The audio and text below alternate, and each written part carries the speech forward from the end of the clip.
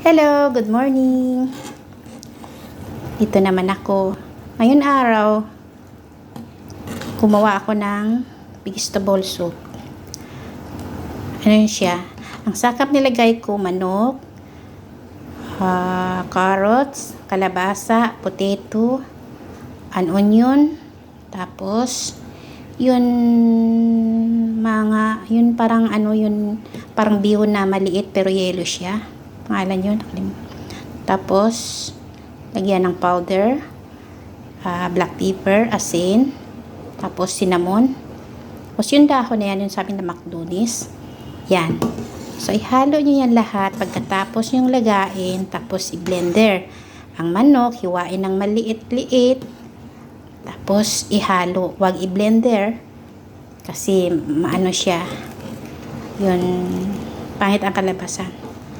So, ngayon guys, ito na ang kalabasan ng soup vegetable ko. Yan. Yan na siya. So, maraming salamat sa panonood. God bless you all. So, subscribe nyo sa aking YouTube channel para sa sunod na video ko. Thank you.